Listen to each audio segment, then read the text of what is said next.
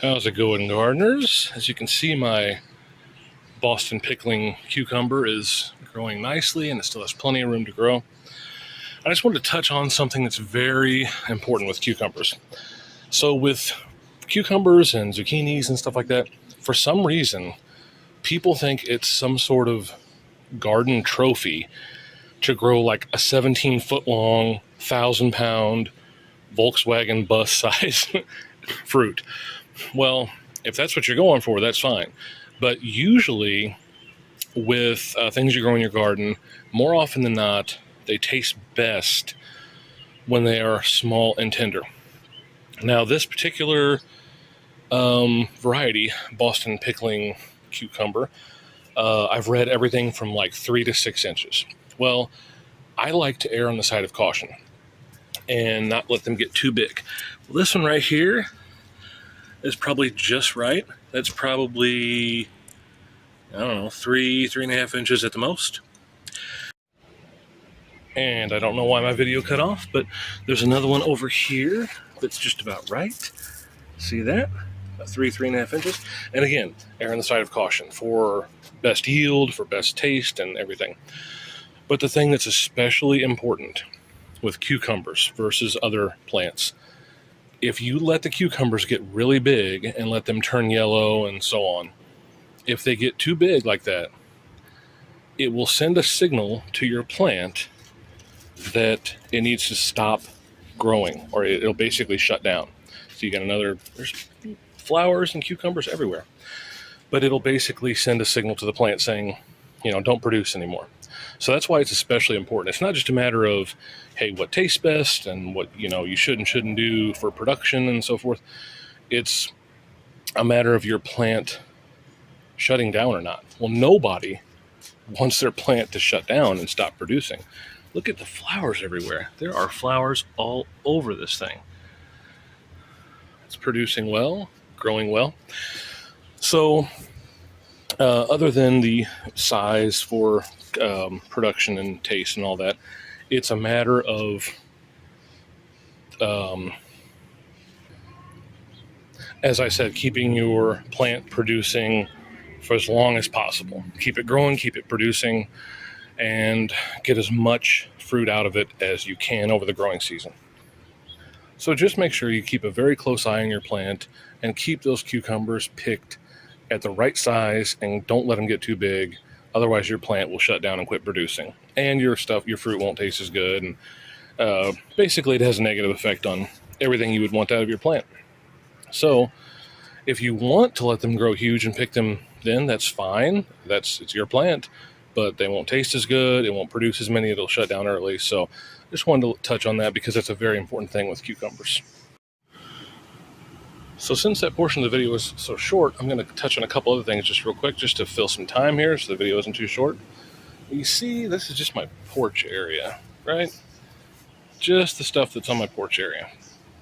You notice I have flowers kind of at one end, and then in the corner, and then at the other end over here.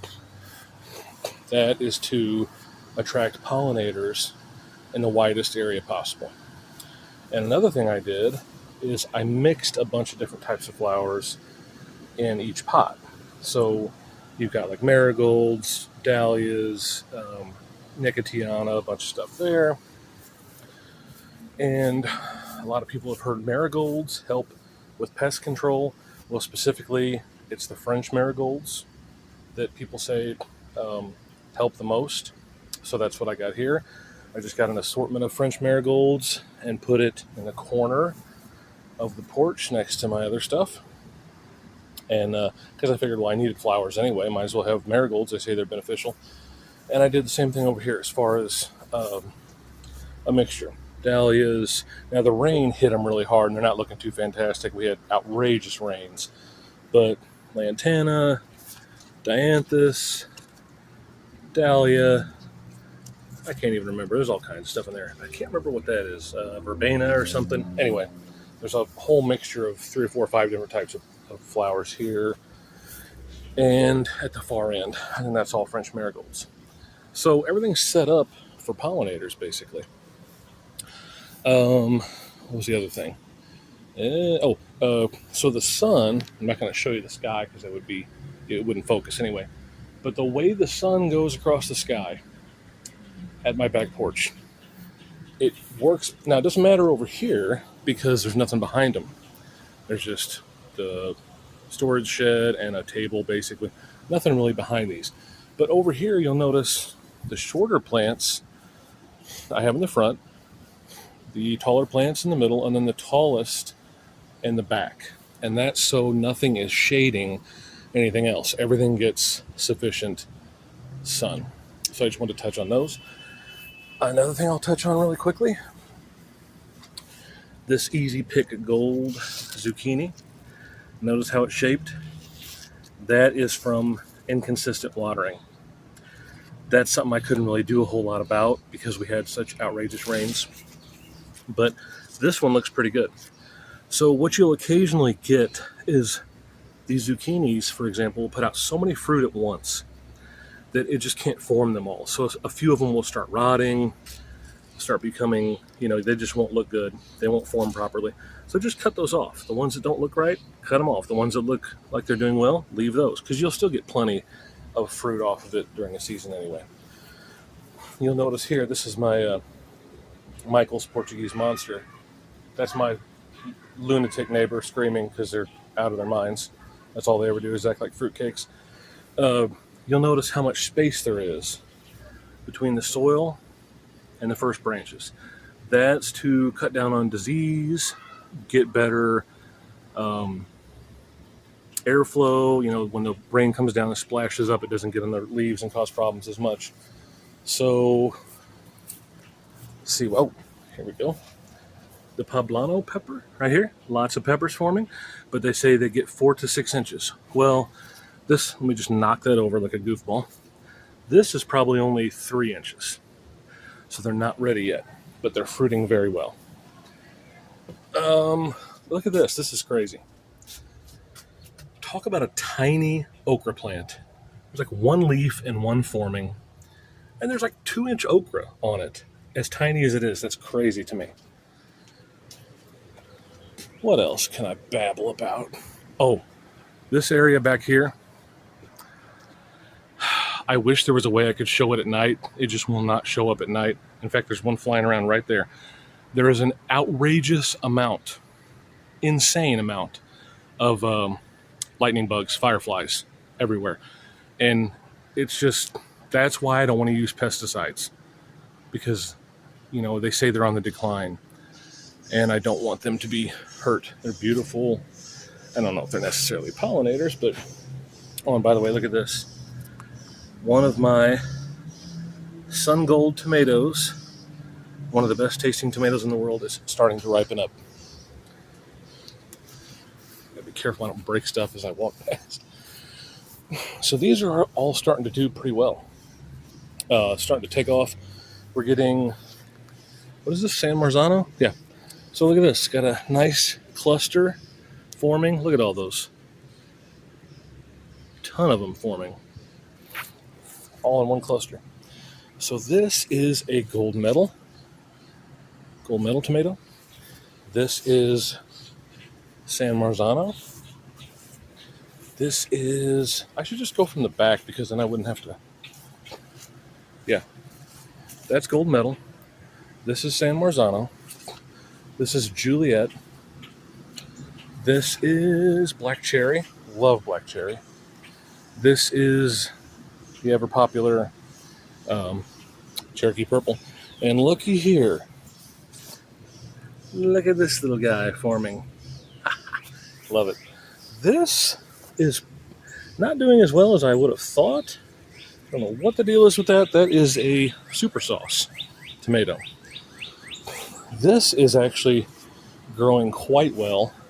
Arkansas Traveler. I've never grown that before, but it's growing quite well. This is the Super Sweet 100.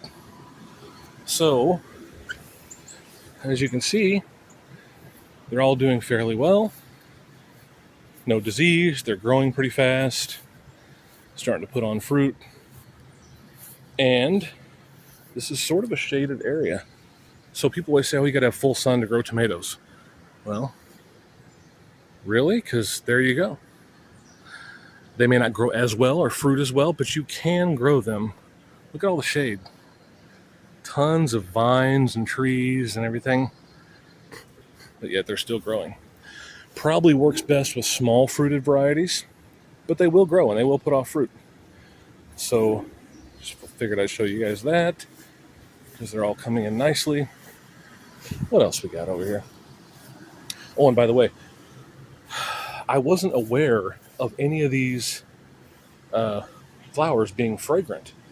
But earlier today, and I was in kind of a bad mood, I was walking down here and coming around, and I mean, I was far enough away I still couldn't even see any of my plants. And I picked up the fragrance of all these flowers. And it was just awesome. It was like it immediately lifted my mood. So flowers don't just serve for pollinators, they are a good fragrance for your garden too. Oh, and by the way, the Plus series of tomatoes, I'm giving them a try. The Better Boy Plus, they don't look like much now, but Beefsteak, Big Beef Plus, that's actually Steakhouse, but this is a Celebrity Plus.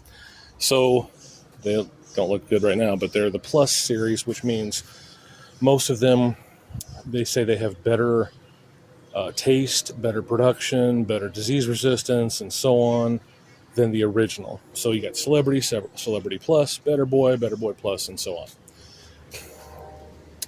What else? Oh, I'm starting to put on some jalapenos. Oh, and by the way, I keep saying by the way over and over. These are fantastic. The lunchbox peppers, they are so good, and they put off so many peppers. Just a sweet pepper. Anyway, I just figured I'd throw on some extra stuff there just to fill the extra time of the video.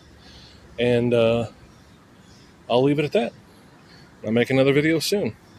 Hope you guys enjoy. This is only my back porch and back garden area. There's a lot more, but I figured I would just throw some stuff on there to fill the time for now. And I'll see you guys in the next video.